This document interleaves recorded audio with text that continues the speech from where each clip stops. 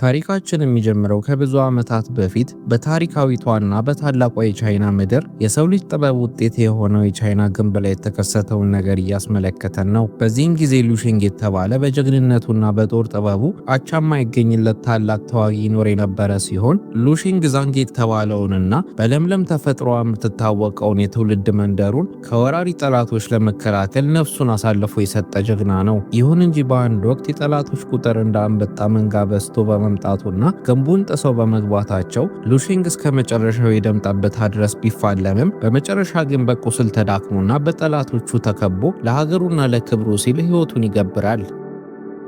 ከመቶ ዘመናት በኋላም ቢሆን የዛንጊ መንደር ነዋሪዎች የሉሽንግን ውለታ ባለመርሳት በመንደሩ መሃል ግዙፍና ግርማ ሞገስ ያለው ሐውልት ቢያቆሙለትም የመንደሪቱ ሁኔታ ግን ከመከራ አራቅም ነበር። አሁን መንደሪቱ ሆጆ በተባለ ጨካኝ ስግብግብና አረመኔ በሆነ ሰው ቁጥጥር ስር ወድቃለች። ሆጆም የመንደሪቱን ጥንታዊና ውድ ቅርሶችን በመሸጥ የግል ሀብቱን የሚያከማች ከመሆኑም በላይ መንደርተኞቹን እንደ ከብት በባርነት እያሰቃየ ይገኛል። እነዚህ ምስኪን መንደርተኞችም ከዚህ ጨለማ ቀንበር ሊያወጣቸው የሚችለው ዳግም የሚወለደው ጀግናቸው ሉሽንግ ብቻ እንደሆነ ጽኑ እምነት አላቸው። በቻይናውያንም መንፈሳዊ ፍልስፍና መሰረት ልክ እንደ የሉሽንግ አይነት የትላልቅ ሰዎች መንፈስ ዳግም በሌላ አካል ተወልዶ እንደሚመጣ ስለሚታመን ተስፋ የቆረጡት ነዋሪዎች ወደ መንደሩ ቄስ በመሄድ አዳኛችን መቼ ይመጣል በማለት በጭንቀት ይጠይቃሉ። ቄሱም በጥልቅ ትንቢታዊ እይታቸው ነገሮችን ከመረመሩ በኋላ የሉሽንግ መንፈስ ዳግም ቢወለድም ግን የተወለደው እዚህ ቻይና ምድር ሳይሆን ራቅ ብላ በምትገኘው ህንድ ውስጥ ሲዱ በተባለ ወጣት አካል ውስጥ ነው የሚል ምላሽ ይሰጣቸዋል። ታሪካችንም ህንድ ሀገር ውስጥ ወደምትገኘው ቻንዲቾክ ወደምትባለውና በሰው በሚጨናነቁ ጠባብ መንገዶች ወደምትታወቀው የንግድ ከተማ ይወስደናል። እዚህም ከተማ ውስጥ ሲዱ ሲኖር ሲዱ መንገድ ዳር ቁጭ ብሎ እርጥብ ለመስራት የሚሆኑ ድንቾችን እየላጠ እንመለከተዋለን። ሲዱም በህይወቱ ምንም ያልቀናውና ሰነፍ ወጣት ሲሆን እድለቢስነቱን ለማስተካከል ከዚህ ድህነት ድካም የሚገላግለውን ተአምር ፍለጋ በተለያዩ ኮከብ ቆጣሪዎችና አስማተኞች ደጃፍ ይንከራተታል። ያመጣሉ የሚባሉ ጣዖታትንና ክታቦችን በመግዛት ገንዘቡን ቢጨርስም አንድም ቀን የጨለመው እድሉ ሊበራለት አልቻለም። ከዕለታት አንድም ቀን ሲዲ ቾፕስቲክ ወደተባለውና በሰዎች የዋህነት ከሚበለጽግ አጭበርባሪ አዋቂ ጋር ይገናኛል። ቾፕስቲክም የሲዱን የዋህነትና ለተአምር ያለውን ጥማት ወዲያውኑ ስለተረዳ አንድ ሀብል በማሳየት ይህ አንገት ሀብል ዓለምን እንድትመራ የሚያደርግክና ሀብት እንዲጎርፍልህ የሚያደርግ አስማት አለው በማለት ሊሸጥለት ይሞክራል። ሲዱም በአስማቱ ተመስጦ ገንዘቡን ሊያወጣ ሲል እንደ እሳተ ጎመራ የሚነደው አባቱ ዳዳ በድንገት ከየት መጣ ሳይባል ደርሶ ሲዱን በኃይለኛ ካልቾ መሬት ላይ ዘርረዋል። ዳዳም በልጁ ድክመት የተበሳጨ ሀብታም ለመሆን ከፈለግ ያለው አማራጭ ጠንክሮ መስራት ብቻ ነው። እነዚህ ሀውልቶችና ክታቦች የሚሰሩ ቢሆን ኖሮ ሻጮቹ ራሳቸው መንገድ ዳር ቆሞ አይለምኑም ነበር እያለ ቢመክረውም ሲዱ ግን አሁንም በውስጡ የሚመላለሰው ተአምራዊ እድልን የመፈለግ ስሜት አልበረደም። ተስፋ ያልቆረጠውም ሲዱም በሌላ ቀን ድንች እየላጠ ሳለ በአጋጣሚ ቅርጾ የአምላካቸውን የጋኔሽን ምልክት የሚመስል ድንች ያገኛል። ይህንንም እንደ ትልቅ ተአምር ምልክት በመቁጠር የጋኔሽ አምላክ ተአምር ታየ እያለ ለገበያው ህዝብ ጩኸቱን ያሰማል። በሚያስገርምም ሁኔታ መላው የቻንዲቾክ ነዋሪ በሙሉ ሲዱ ተአምር ነው ባለው ነገር አምነው ድንቹን ማምለክ ይጀምራሉ።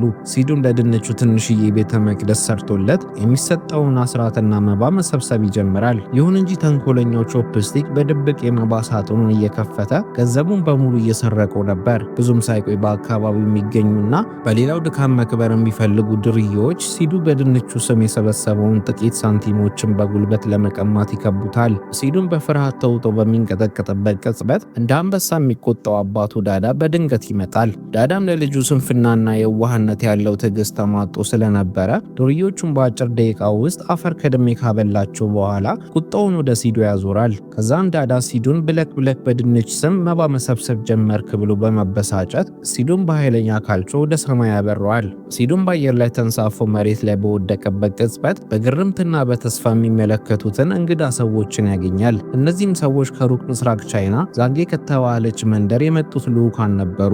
ሲዱም የሰዎቹን ቋንቋ ሊረዳ ስላልቻለ ሁሉንም ነገር አውቃለሁ ባዩንና ቻይንኛ የሚችለውን አጭበርባሪውን ቾፕስቲክን እንዲተረጉምለት ይጠይቀዋል።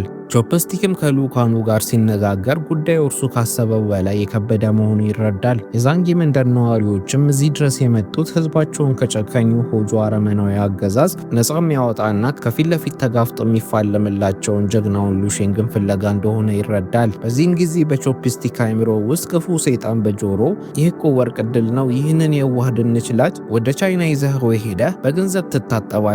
ለሲዱ እውነቱን ብትነግረው ግን እርሱ እንደሆነ ፈሪና አቅመ ቢስ ስለሆነ ሕይወቱን ለአደጋ አሳልፎ ስለማይሰጥ እድሉ ያመልጥካል ይለዋል። በሌላ በኩል ደግሞ ህሊናው ሲዱን ወደ ሞት አፋፍ እየገፋው ነው። እዛ ሄዶ ቢገደል ደሙ ባንተ ላይ ነው እያለ ቢወተውተውም ቾፕስቲክ ግን ለገንዘብ ሲል ህሊናውን ይሸጣል። ቾፕስቲክም ሲዱን አንተ በድሮ ውልደትህ ሉሼንግ የሚባል ዓለምን ያንቀጠቀጠ ኃያል የቻይና ንጉስ ነበርክ፣ እነዚህ ሰዎች ሊሰግዱልህና የሉሼንግን ውርስ ውረስ ሊሉ የመጡ ልዑካን ናቸው በማለት ትልቅ ውሸት ይዋሸዋል። ሲዱም ይህንን ሲሰማ እስከዛሬ የተናቀበትና የተጋፋበት ዘመን ማብቂያ መስሎት በደስታ ይሰክርና ወደ ቻይና ለመጓዝ ይወስናል።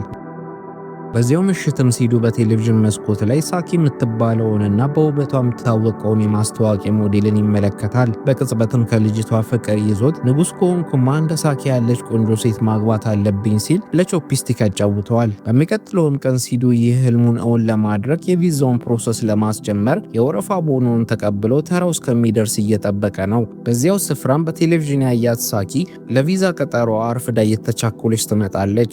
ሲዱ ግን ሳኪ መምጣቷን አላወቀም ነበር። ይልቁኑ አይኑን ጨፍኖ ያቺን ተአምረኛ ድንች በእጁ ይዞ ለአምላኩ ጋኔስ ቻይና ሲደርስ ልክ እንደ ሳኪ ያለች ቆንጆ እንዲያገኝለት እርዳኝ እያለ በተመስጦ ይጸልይ ነበር። ሳኪም የሲዱን ጸሎት በመስማት አይኑን በጨፈነበት እግሩ ላይ ዳንስ መሳሪያ ታስርበታለች። መሳሪያውን መንቀጥቀጥ ሲጀምር ሲዱ ሳይወድ በግዱ መደነስ ይጀምራል። ሳኪም በመቀጠል በዚህ ድንገተኛ ሁካታ መሃል ሲዱ ተራ የያዘበትን ቦኖ በቅልጥፍና ቀምታው ወደ ቪዛ መስኮቱ ታመራለች። ሲዱን በታላቅ ተጋድሎ መሳሪያውን ከእግሩ ላይ መንጭቆ ቢያወልቀውም ሁኔታው ወደ ባሰ አደጋ ይቀይርበታል። የደህንነት ጥበቃዎቹም ሲዱ የያዘውን ጥቁሩንና በኤልኢዲ ቀለም ያሸበረቀውን መሳሪያ ሲመለከቱ ቦምብ ነው ብለው በመጮህ ሲዱ ላይ ይረባረቡበታል። ምስኪኑም ሲዱ ቦኖውን ከመነጠቁም በላይ በሽብርተኝነት ተጠርጥሮ መሬት ላይ ተዘርሮ የከተማው መነጋገሪያ ይሆናል። ማታም ላይ የሲዱ አባት ዳዳ ልጁ እንደገና በአጭበርባሪው ቾፕስቲክ ተገፋፍቶ ወደማያውቀው የቻይና ምድር ሊሄድ እንደሆነ ሲሰማ ከባድ ብስጭት ውስጥ ይገባል። ዳዳም የሲዱን ሻንጣ ከሲዱ ላይ በመንጠቅ ልጁን በቁጣ እየመታ አሁንም በተረት ልትኖር ነው በማለት ወደ ቻይና እንዳይሄድ ሊያስቀረው ይሞክራል። ሆኖም ግን ሲዱ ለመጀመሪያ ጊዜ ለአባቱ በጽናት ይቆምና በአይኑ የእንባ ዘላላዎች እየፈሰሱ በስሜት በተሰበረ ድምፅ ህንድ ሀገር ውስጥ ህይወቱ ባዶ እንደሆነና ሁሌ ተራ ድንች ላጭ መሆኑ እንደሰለቸው ይነግረዋል። አሁንም ወደ ቻይና ሄዶ ማንነቱን መፈለግና ራሱን ለውጦ አንድ ቁም ነገር መስራት አለብኝ በማለት ይነግረዋል። ዳዳ ምንም እንኳን ሲዱ እየተከተለ ያለው ነገር በውሸት ላይ የተመሰረተ መሆኑ ቢገባውም በልጁ ልብ ውስጥ ያለውን እውነተኛ የለውጥ ጥማትና ስቃይን አይቶ በመጨረሻም እንዲሄድ ይፈቅድለታል። በሚቀጥለውም ቀን ሲዱና አስተርጓሚ ቾፕስቲክ ወደ ቻይና የሚበራውን አውሮፕላን ይሳፈራሉ። ሲዱም አውሮፕላኑ ውስጥ ባለው ቴሌቪዥን መስኮት ላይ ሳኪን በማስታወቂያ ላይ ሲመለከታት ሲዱ በከፍተኛ ድምፅ ያታለለችኝና ቦኔን ቀምታ ሄደችው ሌባ እሷ ናት እያለ ቢጮህም ቾፕስቲክ ግን ዝም ብለህ ተኛ ይለዋል። ሲዱም በእንቅልፍ ልቡ ራሱን ወርቅ የለበሰ ታላቅ የቻይና ንጉስ ሆኖ ሳኪን በግርማ ሞገስ ከጎኑ ሆና ስትደንስ የሚያሳይ ጣፋጭ ህልም እያየ ነበር። አውሮፕላኑም ከረጅም ጊዜ በኋላ ቻይና መሬት ሲያርፍ የዛንጊ መንደር ነዋሪዎች ጀግናቸውን ሲዱን በጉጉት እየጠበቁት ነበር። ሲዱንም ሆጆን የሚያጠፋው ታላቁ ሉሼንግ መጣልን እያሉ በታላቅ ክብር ይቀበሉታል። ሲዱን በክብር ታጅበው በመጓዝ ላይ ሳለ ከርቀት ሳኪን በሊፍት ውስጥ ይመለከታታል። ሲዱም ሳኪ በቪዛ ማዕከል ውስጥ ላደረሰችበት በደል ሊበቀላት ወስኖ እየሮጠ ይከተላታል። ካገኛትም በኋላ ሲዱ ሳኪ ሆዷ ገፍቶ እርጉዝ መሆኗን ሲመለከት እንዴት በዚህ ፍጥነት አረገዘች ብሎ ይገረማል። ሳኪም ልቀቀኝ በማለት ከሱ ለማምለጥ ስትጣጣር ሲዱ አንድ አጠገቡ ያለንን ሻንጣ ይወረውርባታል። ሻንጣውም እግሯን ጠልፎት ልትወርቅ ስትል በድብቅ በልብሷ ውስጥ ደብቆ የነበረው የውሸት እርግዝና ሆድ ተከፍቶ ውስጧ የነበረው በርካታ ውድ አልማዝ በሙሉ መሬት ላይ እንደበረዶ ይበተናል። እዛ አካባቢም የነበሩ ፖሊሶች ሁኔታውን ተመልክተው ሳኪን ሌባ በማለት ለመያዝ ቢረባረቡም ሳኪ ግን ማንም ያላሰባት አደገኛ ተዋጊ ነበረች። ሳኪን በማርሻል አርት ጥበብ የተካነች በመሆኗ ፖሊሶቹ እንደ ቅጠል እያረገፈችና በብልሃት እያጠቃች ከአካባቢው ትሰወራለች። ሆኖም ግን ይቺ ወጣት ሴት ሳኪ ሳትሆን የጨካኙ ሆጆ ታማኝ ገዳይና ከሳኪ ጋር መንትያ በመሆኗ በመልክ ፍጹም የምትመሳሰለው ሱዚ እንደሆነች እንረዳለን። የአልማዝ ስርቆቱን በሲዶ ምክንያት መክሸፉን የሰማው ሆጆ በቁጣ ተሞልቶ ሱዚን በጥፊ ካጮላት በኋላ የሰማይ ስባሪ የሚያክለውን ረዳቱን ወደ ህንድ ሀገር ሄዶ ስለዚህ እንግዳ ሰው ማንነት እንዲያጣራ ትዕዛዝ ይሰጠዋል። ሱዚን በበኩሏ ይህ ሰው እንዴት እንደሚያውቀኝ ሰው አወራ የሚለው ጥያቄ በአእምሮዋ የተመላለሰ በግርምት ትሞላለች። እውነተኛዋም ሳኪ ወደ ቻይና ምድር የመጣችው ለዝና ወይም ለንግድ ማስታወቂያ ሳይሆን በልጅነቷ የተቀማችውን የቤተሰብ ፍቅርና የጠፋባትን ማንነት ፍለጋ ነበር። ታሪካችንም ወደ ኋላ 20 ዓመታትን ወስዶን የሳኪን አባትን ቺያንግን ያስመለክተናል። ቺያንግን በወቅቱ በቻይና የጸጥታ ኃይል ውስጥ ስሙ በናኘው ጀግንነቱ የሚታወቅ ሕግና ስርዓትን ለማስከበር ነፍሱን የሰጠ ፖሊስ ነበር። ቺያንግን በዛንጌ መንደር ላይ የግፍ አገዛዝ ሲያካሄድ የነበረውን አረመኔውን ሆጆን በቁጥጥር ስር አውሎትና ክንፎቹን ሰብሮት የነበረ ቢሆንም ሆጆ ግን በቀልን እንደ እሳት በልቡ አርግዞ ነበር። ቺያንግን በወቅቱ ሳኪና ሱዚ የተባሉ ሁለት ውሃ የሚመሳሰሉ ምንትያ ልጆች ከህንዳዊ ሚስቱ ወልዶ ነበር። ከዕለታት አንድም ቀን ቺያንግና ቤተሰቡ ለሽርሽር ታላቁ የቻይና ግንብ ላይ በደስታ የተዘዋወሩ ሳለ ሆጆና ግብረ አበሮቹ እንደ ጥቁር ደመና በድንገት ይከቧቸዋል። ቺያንግም የሁኔታውን ክብደት ከተረዳ በኋላ ሚስቱን ሳኪን ይዛ እንድታመልጥ ይነግራታል። እሱ ግን ትንሿን ሱዚን እቅፍ አድርጎ የሆጆን ወታደሮች መመከት ይጀምራል። ሆኖም ግን ጨካኙ ሆጆ ሱዚን ከቺያንግ እቅፍ ነጥቆ ከግንቡ ላይ ይወረውራታል። ቺያንግም ልጁን ለማትረፍ ከግንቡ ላይ ይዘላል። ሳኪና እናቷም ሁለቱም ሞተዋል ብለው ተስፋ በመቁረጥ በከባድ ሐዘን ቻይናን ጥለው ወደ ህንድ ሀገር ይሰደዳሉ። ሆኖም ግን ሳኪን ማታውቀው አንድ እውነት አለ። እሱም አባቷ ቺያንግና እህቷ ሱዚ በህይወት መኖራቸው ነው። ቺያንግም ከገደሉ ወድቆ ህይወቱ ቢተርፍም በደረሰበት ከባድ የአካልና የራስ ቅል ጉዳት ምክንያት የማስታወስ ችሎታው ሙሉ በሙሉ አጥቷል። ከዛን ጊዜም ጀምሮ ማንነቱን፣ ቤተሰቡንና ክብሩን ረስቶ በግንቡ ስር በሚገኙ ዋሻዎችና መንገዶች ውስጥ እንደ እብድ እየተቅበዘበዘ ለ20 ዓመታት ይኖራል። ሱዚ ደግሞ በሚገርም ሁኔታ በሆጆ እጅ ተወርቅና ሆጆ በገዛ እጁ አሳድጎ ማንነቷን ደብቆና በሐሰት ተረካ አፍኖ ለእርሱ ብቻ ታማኝ የሆነች ገዳይ አድርጓታል። በአሁኑ ሰዓትም ሳኪ አባቷንና እህቷን ያጣችበት ግንብ ላይ ቆማ በትዝታና በለቅሶ ስቃይዋን ስትወጣ፣ አባቷ ቺያንግ ግን ግንቡ ስር ሆኖ በትዝታ ይዋዥቃል። በአቅራቢያውም ደግሞ ሱዚ በድብቅ ቆማለች። ሶስቱም በአንድ ስፍራ ቢገኙ በመካከላቸው ያለው ግድግዳ ገና አልተገለጠም ነበር።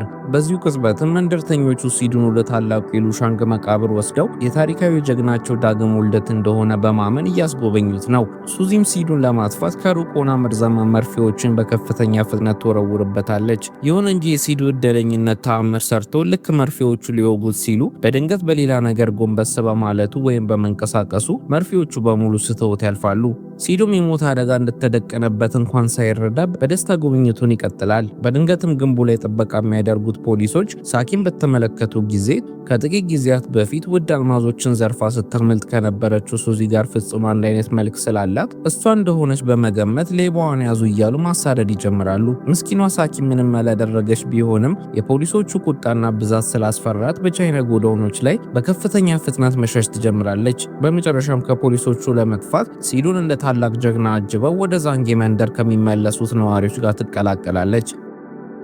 መንደሩም ጋር እንደደረሱ መንደርተኞቹ ታላቅ የደስታ ድግስ ያዘጋጃሉ። ሲዱ አሁንም ራሱን እንደ ንጉስ እያየ ከመንደሩ ሰዎች ጋር በመሆን የአካባቢውን ጠንካራ መጠጥ እየተጎነጨ መደሰትና መደነስ ይጀምራል። ሲዱም ከመጠን በላይ ሰክሮ ራሱን መቆጣጠር በማይችልበት ሁኔታ ላይ ያለ ሲዱ ወደ መንደሩ የመጣበትን ትክክለኛ ምክንያት ሆጆ ይሰማና በቁጣ ተሞልቶ ሲዱን በአደባባይ በመግደል የህዝቡን ተስፋ ለመቅበር ወደ መንደሩ ያመራል። ሲዱም ሰክሮ የተንገዳገደ በመንደርተኞቹ መካከል ሲጨፍር የሆጆ ታጣቂዎች በድንገት ደርሰው በሰይፍና በጦር ጥቃት ይሰነዝሩበት ይጀምራሉ።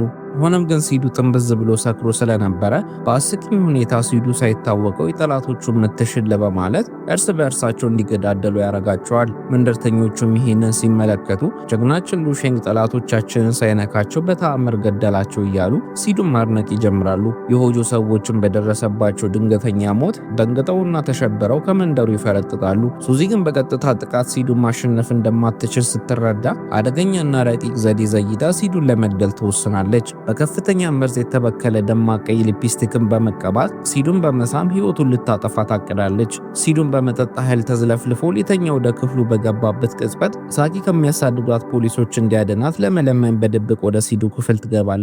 በዚህ ጊዜ ተንኮለኛው ቾፕስቲክ በድንገት ወደ ክፍሉ ይገባና ሳኪን ሲመለከታት የሆጆ ገዳይ መስላ ስለታየችው በአቅራቢያው የነበረውን የሸክላ ሳህን አንስቶ ጭንቅላቷን በኃይል መቷት ራሷን ትስታለች። ከዛም ከሲዱ ጋር አንድ ላይ በመሆን አስረዋት አንድ ቁም ሳጥን ውስጥ ዘግተው ይቆልፉባታል። ብዙም ሳይቆይ ሱዚ ገዳይ ሊፕስቲኳን ተቀብታ በድብቅ ወደ ሲዱ ክፍል ትገባለች። ሱዚም ወደ ሲዱ ቀርባ ልትስመው ስትሞክር ሲዱና ቾፕስቲክ ሳኪ ከቁም ሳጥኑ አመለጠች ብለው በማሰብ ሱዚ መሆኗን ሳይረዱ እሷንም በተመሳሳይ ሁኔታ ጭንቅላቷን መተው ራሷን እንድትስት ካደረጓት በኋላ በሌላኛው ቁም ሳጥን ውስጥ ይዘጉባታል። አሁን ላይም ሁለቱ መንትያ እህትማማቾች በመካከላቸው ቀጭን የእንጨት ግድግዳ ባለበት ሁለት የተለያዩ ቁም ሳጥኖች ውስጥ ራሳቸውን ስተው ታስረዋል። ተወሰነ ሰዓታትም በኋላ ሳኪ ራሷን አውቃ ስትነቃ በቁም ሳጥኑ ቀዳዳ በኩል ወደ ሌላኛው ቁም ሳጥን ትመለከታለች። ከዛም ሳኪ በድንጋጤና በግርምት መንትያዋ እህቷ እንደሆነች ተረድታ ሱዚ እንድትነቃ ብትጠራትም ሱዚ ግን በደረሰባት ድብደባ ምክንያት ገና ራሷን ከሳተችበት አልነቃችም ነበር። የሆጆም ልጅ ጆይ የታማኝ ገዳያቸው ሱዚ መጥፋት ስላሳሰበው ወደ ሲዱ ክፍል በድብቅ ዘልቆ ይገባል። በክፍሉ ውስጥም ሁለት ቁም ሳጥኖች ቢኖሩም ጆይ በስህተት የከፈተው እውነተኛዋንና ንጹሐን ሳኪ የታሰረችበትን ነበር። ጆይም ሳኪ መልኳ ከሱዚ ጋር ፍጹም አንድ አይነት በመሆኑ ሳኪን ተሸክሟት ከስፍራው አምልጦ ወደ ሆጆ መኖሪያ ቤት ይወስዳታል። በሌላ በኩል ደግሞ ስግብግቡ ቾፕስቲክ ወደ ክፍሉ በመግባት ቁምሳጥኑን ይከፍትና ራሷን ስታ የነበረችውን ሱዚን ትኩር ብሎ ይመለከታታል። ቾፕስቲክን በሱዚ ውበት ተማርኮና ሁኔታውን እንደ መልካም አጋጣሚ በመቁጠር ሱዚ ራሷን እንደሳተች አቅፎ ማውራት ይጀምራል። ቾፕስቲክም ራሱ እንደ ትልቅ ሰው በመቁጠር ይህ ሲዱ እኮ እንደሚወራው ጀግና አይደለም፣ በሬስቶራንት ውስጥ ድንች የሚል ተራ ሰው ነው እያለ ይነግራታል። ሱዚን በቾፕስቲክ ድምፅ ራሷን ከሳተችበት ትነቃና ወዲያውኑ በንዴት ተነስታ ቾፕስቲክን በጫማ ጥፊ መሬት ላይ ትዘርረዋለች። ቾፕስቲክም ስለ ሲዱ ትክክለኛ ማንነት እንዲነግራት ካወጣጣችሁ በኋላ ዜናውን ለመናገር ወደ ሆጆ ቾፕስቲክን ይዘው ትሄዳለች። ሳኪም በሆጆ የቅንጦት ቤት ውስጥ ራሷን ስታውቅ ያየችው ነገር ልቧን ይሰብረዋል። በቤቱ ግድግዳዎች ላይ በሙሉ የእህቷ የሱዚ ፎቶግራፍ ተሰቅሎ ትመለከታለች። ሳኪም እህቷ ሱዚ በጭካኔና በወንጀል ዓለም ውስጥ ተዘፍቃ የሆጆ መጠቀሚያ መሆኗን ትረዳለች። ከክፍሏም ወጥታ በድብቅ ስትከታተል ሱዚ ቾፕስቲክን ይዛ መጥታ ከሆጆ ጋር ሲነጋገሩ ትመለከታለች። ሆጆና የሆጆ ልጅ ጆይም ሱዚ እንደተመለከቷት አንድ ትልቅ እውነት ተገንዝበው እጃቸው ላይ ያለችው ልጅና ታማኝ ገዳያቸው ሱዚ መንትያ መሆናቸውን ያውቃሉ። ሆኖም ግን ይህንን ሚስጥር ለሱዚ ሳይነግሯት ሳኪን እንደ መያዣ ሊጠቀሙባት ይወስናሉ። ቾፕስቲክም በሆጆ ፊት ቆሞ ሲዱን ወደ ቻይና እንዲመጣ የተጠቀመበትን ሴራ በሙሉ ይዘረግፍለታል። ቾፕስቲክም ሲዱ ጀግና ተዋጊ አይደለም፣ እሱ ተራ ድንች ላጭ ነው ብሎ ይናገራል። ሳኪም ይህ ንግግር ሲዱን ለሞት አሳልፎ እንደሚሰጠው ስለተረዳች በሆጆ ቤት አመልጣ የሲዱን ሕይወት ለማዳንና መንደርተኞቹን ከጥፋት ለመታደግ በከፍተኛ ፍጥነት ወደ ዛንጊ መንደር ታመራለች። ሳኪም መንደሩ ጋር እንደደረሰች ብዙ ሳይቆይ ሆጆ ይመጣል። የመንደሩ ነዋሪዎችም የሆጆን መምጣት ሰምተው በፍርሃት እየተንቀጠቀጡ ሁሉም የሚደበቁበትን ጉድጓድ ፍለጋ ይሯሯጣሉ። ቢሆንም ግን አሁንም ተስፋቸው በጀግናው ሉሼንግ ነው ብለው በሚያምኑት በሲዱ ላይ ነበር። ሲዱ ግን አሁንም በውሸት ትረካዎች ሰክሮ መንደርተኞቹ የሰጡትን ጥንታዊ ጦር መሳሪያን ተሸክሞ ሆጆን ለመግጠም ወደፊት ይመጣል። ሲድም እውነተኛ አደጋ ከፊቱ እንደተደቀነና የተሸከመው መሳሪያ እንኳን እንዴት እንደሚሰራ ሳይረዳ በልበ ሙሉነት በመንደርተኞቹ ግፊት ወደ ሆጆ የተጓዘ ነበር። ሲዱ በዛንጊ መንደርተኞችን ፊት ቆሞ ሆጆን ለመጋፈጥ ሲዘጋጅ ተንኮለኛው ቾፕስቲክ ግን ህሊና ይወቅሰዋል። ቾፕስቲክም ወደ ሲዱ ቀርቦ እውነቱን በመናገር ለሲዱ እንደዋሸውና እዚህ ድረስ የመጣው ንጉስ ስለሆነ ሳይሆን መንደርተኞቹን ከሆጆ ጭቆና ነፃ እንድታወጣቸው ነው የመጣከው በማለት እንዲያመልጥ ይነግረዋል። ሲዱም ይህንን ሲሰማ ዓለም ተደፍታበት በፍርሃት ተውጦ ግራ አውጪኝ በማለት መሮጥ ይጀምራል። ነገር ግን ሆጆ የሲዱን ደካማ ጎን ቀድሞ አጥንቶ ስለነበረ የሲዱን አባት ዳዳን በሰንሰለት አስሮ በማምጣት በህዝብ ፊት ያቆመዋል።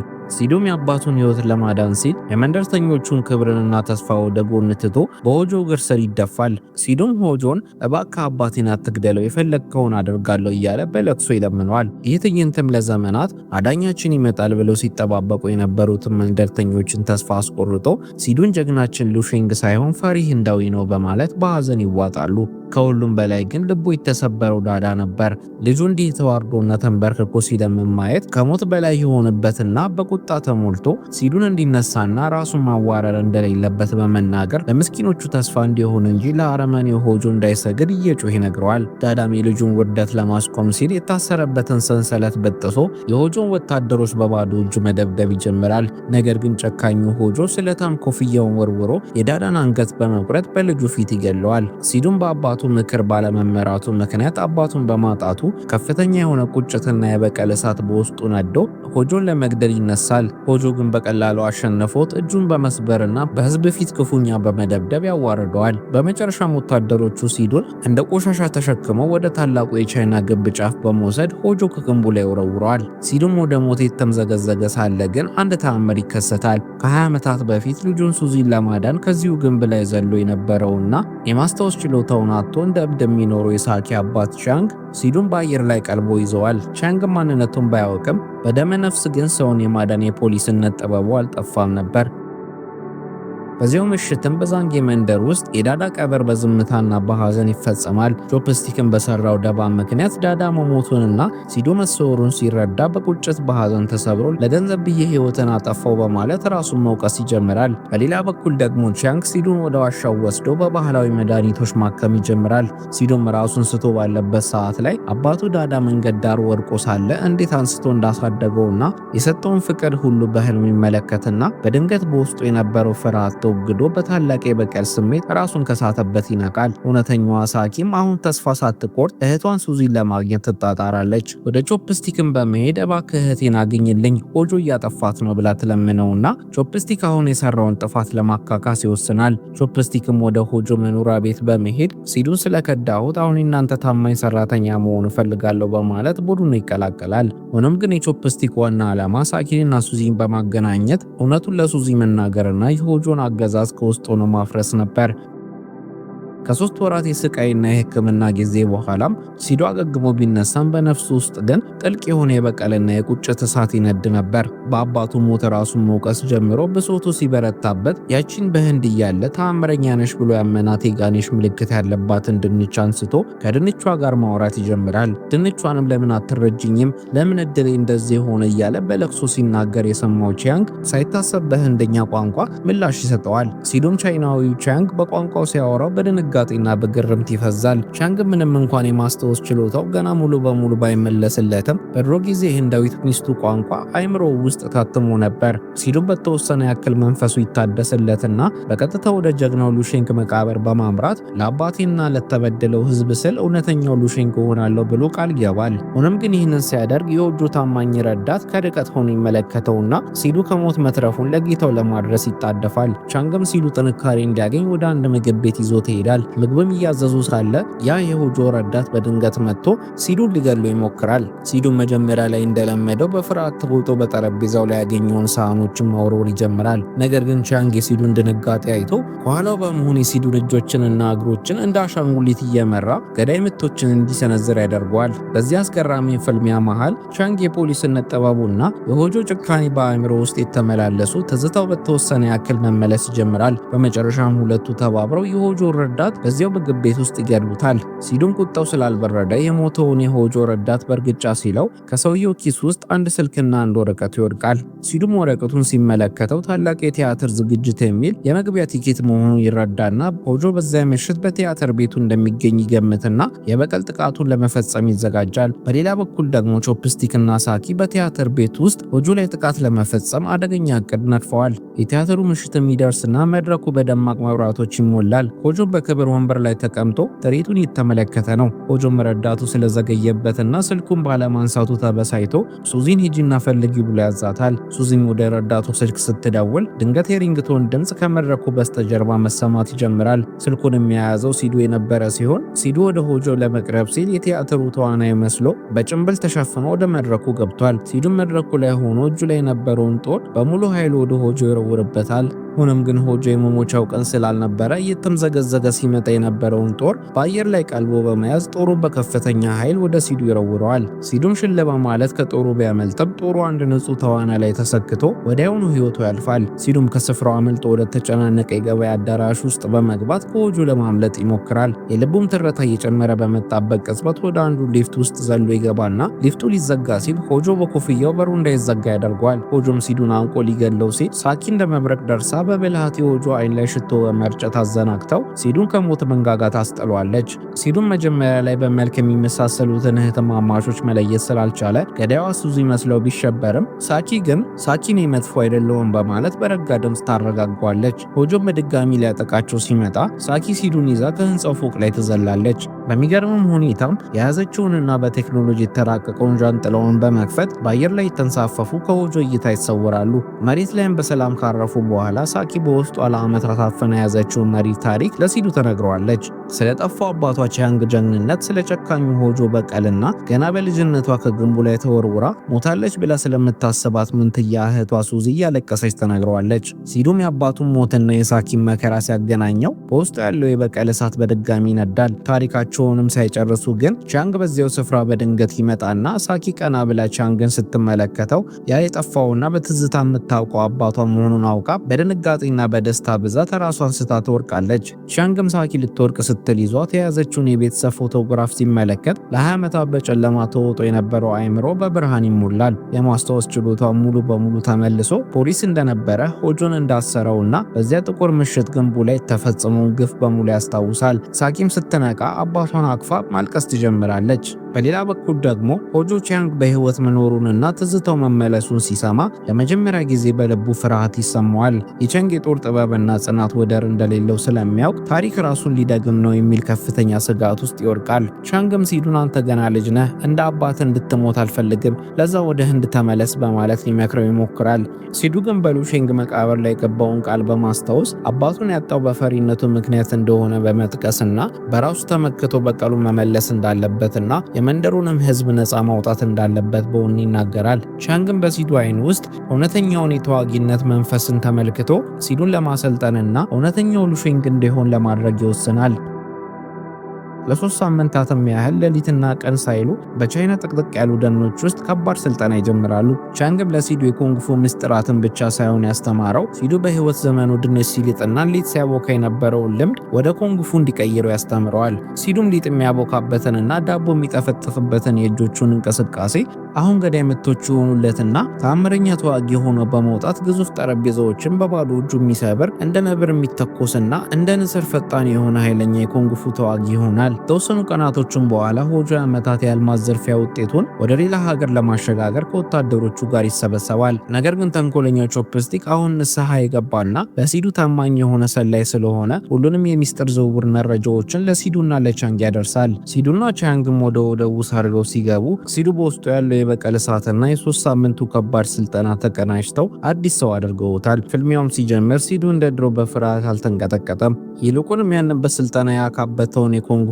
ስልቱን መተግበር ይጀምራል። የሆጆ ወታደሮችንም እንደ ሊጥ እያቦካና እንደ ድንች እየከተፈ በአየር ላይ የተወረወረ ጠላቶቹን በቅልጥፍና እየመታ ድባቅ ይመታቸዋል። ይሁን እንጂ የሆጆ ልጅ የሆነው ጆይ ፍልሚያው ላይ በቃ ሲል ቾፕስቲክን በድንገት ከኋላው አንቆት ስለታማ ቢላዋን በአገቱ ላይ ደቅንበታል። ሲዱንም አንድ እርምጃ ብትራመድ የዚህን ውሸታም ጓደኛህን አንገት እቀለዋለሁ ሲል ይዝታል። ቾፕስቲክን በፍርሃት የተንቀጠቀጠ ለሲዱ ይቅርታ አድርግልኝ፣ ላደረስኩብህ መከራ ሁሉ ይቅር በለኝ እያለ ይቅርታ በመጠየቅ እንዲያተርፈው መለመን ይጀምራል። ሲዱ ግን አሁን ፈጣንና ብልህ ስለሆነ ጆይ ሳይጠብቀው በአንድ የመብረቅ ኃይል ፍጥነት ባለው እንቅስቃሴ ቾፕስቲክን አፈትልኮ ከጆይ በማስፈታት ጆይን ያግተዋል። ሆጆም ልጁ መታገቱን ሲሰማ አይምሮ ይናወጥና ልጁን ለማስፈታት ሲል ሱዚን ለእነ ሲዱ አሳልፎ ለመስጠት ይስማማል። ቻንግም ለ20 ዓመታት የናፈቃትን ልጁን ለማግኘት በጉጉት ሲጠባበቅ ሱዚ ወደ ቻንግ መራመድ ትጀምራለች። ቻንግም በደስታና በእንባ ተሞልቶ ልጄ ሱዚ ብሎ ሊያቅፋት ሲል ግን ያልታሰበ አንድ ክስተት ይከሰታል። ሱዚም ሆጆ ለዓመታት እውነተኛ አባትሽን የገደለውና እዚህ ገደል ውስጥ የጣለሽ ይሄ ቻንግ የተባለ ሰው ነው እያለ አይምሮዋን በመርስ ስለሞላው ሱዚ በድንገት ስለታማ ቢላዋን አውጥታ አባቷን ቻንግን ትወጓለች። ሱዚም በንዴትና በበቀል ስሜት ሆጆን ተከትላ ብትሄድም በልቧ ውስጥ ግን አንድ ያልተመለሰ ጥያቄ ነበረ። እሱም የቻንግ አይኖች ውስጥ ያየችው እውነተኛ አባታዊ ፍቅር እንጂ የገዳይ ጥላቻ እንዳልሆነ ትረዳለች። ሲዱና ሳኪም የተጎዳውን ቻንግን ተሸክመው በፍጥነት ወደ መንደሩ ይወስዱታል። ቻንግን በከባድ ቁስል ታሞ ሳለ የመንደሩ ሕዝብ በሙሉ በፍርሃት በተስፋ ማጣት ይዋጣል። በዚህ ሰዓት ላይም ሲዱ ብቻውን ወደ ታላቁ የሉሻንግ ሐውልት ስር ያመራና ሐውልቱን ቀና ብሎ እያየ እኔ ከእንግዲህ ድንች ላጭ አይደለሁም፣ እኔ ንጉሥ የመሆን ህልም ያለኝ ሰነፍም አይደለሁም፣ እኔ የዛንጌ መንደር ጠባቂ፣ የአባቴ በቀል ተበቃይና እውነተኛው ሉሻንግ ነኝ ብሎ ራሱን ያውጃል። ገና ንግግሩንም ሳይጨርስ የሆጆ ጦር እንደ አንበጣ መንጋ መንደሩን ይከበውና ወታደሮቹ ሲዱን ለማጥፋት በታላቅ ጩኸት ይረባረቡበታል። ነገር ግን ሲዱ አሁን የማይበገር ተዋጊ ስለሆነ በአየር ላይ የበረረ ወታደሮቹን በእርግጫ ይበተናቸዋል። ባዶ እጁም ሰይፋቸውን እየሰበረ የመጡትን ወታደሮችን ማጥፋት ይጀምራል። የዛንጌ መንደር ነዋሪዎችም ከቤታቸው ቀዳዳ ሆኖ ሲመለከቱ ያ ከህንድ የመጣው ፈሪ ልጅ በሐውልቱ ላይ የተቀረጸው ጀግናቸው ሆኖ ያገኙታል። ሲዱም ከውጭ ሆኖ ከሆጆ ወታደሮች ጋር በሚፋለምበት ወቅት በቤት ውስጥ ሌላ አደገኛ ትግል የተካሄደ ነበር። የሆጆ ልጅ ጆይ ቂሙን ለመወጣትና ሳኪን ለመጥለፍ ቻንግ ወደሚታከምበት ክፍል ሰርጎ ይገባል። ሳኪን ለመከላከል ብትሞክርም ጆይ በጉልበት ሊወስዳት ይታገላት ይጀምራል። ቻንግም በደረሰበት የቢላዋ ቁስል የተሰቃየም ቢሆን ልጁን ለማዳን በታላቅ ጥረት ቢንቀሳቀስም ሰውነቱ ግን ለዚያን ያክል ከባድ ፍልሚያ አልታዘዝ ይለዋል። ነገር ግን በትክክለኛው ሰዓት ደሞ የጠራትና ህሊኗ ያሸነፋት ሱዚ ከየት መጣች ሳትባል ከኋላ ትከሰትና ሆጆ የነገራት ውሸት መሆኑንና ቻንግ እውነተኛ አባቷ እንደሆነ ስለተረዳች ሱዚ በመብረቅ ፍጥነት ባለው የቡጢ ምት ጆይን ወንዝ ውስጥ ትከተዋለች። ሱዚም በታላቅ ጸጸትና በእንባ ተሞልታ ወደ አባቷ ወደ ቻንግ ሄዳ ይቅር በለኝ በማለት አባቷንና እህቷን ሳኪን ጥንጥም አድርጋ ታቅፋቸዋለች። ለ20 ዓመታትም ተለያይቶ የነበረው ቤተሰብ በስቃይና በደስታ መካከል ዳግም ይገናኛል። ይህ በእንዲህ እንዳለም በመንደሩ አደባባይ ላይ ሲዱ የሆጆን ወታደሮችን በሙሉ በታላቅ የጦር ጥበብ ድባቅ መቶ ካጠናቀቀ በኋላ በስተመጨረሻ ከሆጆ ጋር ፊት ለፊት ይገጣጠማሉ። ፍልሚያውም ጀምሮ ሆጆ በብዙ ዓመታት የጦር ተሞክሮውና በጭካኔው ስለሚታወቅ መጀመሪያ ላይ ሲዱን ክፉኛ በመምታትና በማንገላታት መሬት ላይ ዘርሯል። ሲዱን በመሬት ላይ ወርቆ ተስፋ ሊቆርጥ ሲል ድንገት የሟቹ አባት የዳዳ ድምጽ ባይምሮ እያስተጋባ ተስፋ አትቁረጥ፣ ድሮ መንገድ ዳር ድንቹን እንደምትከትፈው እነዚህን ጠላቶችን አሁን እንደ ድንች ከተፋቸው የሚል የሞራል ስንቅ ይሰጠዋል። ይህ ድምጽም ለሲዱ አዲስ ጉልበት የሆነውና ሲዱ ከመሬት ላይ እንደ አንበሳ ተወርውሮ ይነሳል። አሁን ላይም ሆጆ በሲዱ አይን እንደ ኃያል ተዋጊ ሳይሆን ልክ ለዓመታት መንገድ ዳር ሲልጠው እንደኖረ ድንች ይታየውና የድንች መክተፍ የቆየ ልምዱን ወደ ገዳይ የኩንግፉ ጥበብ ይቀይረዋል። በመጨረሻም ሲዱ የብዙዎችን ሕይወት የቀጠፈችውን ስለታማ ኮፍያውን ከሆጆ ወስደው ወደ ሆጆ ቢወረውራትም ግን ኮፍያዋ ሄደችው ወደ ሆጆ ሳይሆን የሉሽንግ ግዙፍ ሐውልት ደግፎ ወደ ነበረው ትልቅ ድንጋይ ነበር። ሆጆም ኮፍያዋ ስለሳተችው በንቀት እየሳቀና የተሳለቀበት ሳለ በድንገት ያ ድንጋይ ተሰንጥቆ የሉሽንግ ሐውልት ሚዛኑን ያጣና በከፍተኛ ድምጽ እየተንቀጠቀጠ በቀጥታ ሆጆ ላይ ወድቆበት ይሞታል። የዛንጌ መንደር ነዋሪዎችም ከቤታቸው በደስታ እየወጡ የሲዱን ስም እየጠሩ መጮህ ይጀምራሉ። ያ ተራ ድንች ላጭ የመሰላቸውም ልጅ እውነተኛ ዳኛቸው ሆኖ ስላገኙት ከፍተኛ ደስታ ላይ ናቸው። ሲዱም የአባቱን በቀል ተበቅሎና የታሪካዊውን የሉሽንግን ጀግና ስም አስከብሮ የመንደሩ ሕዝብ በደስታና በክብር ሲያሞካሹት እያየን ታሪካችን ያልቃል።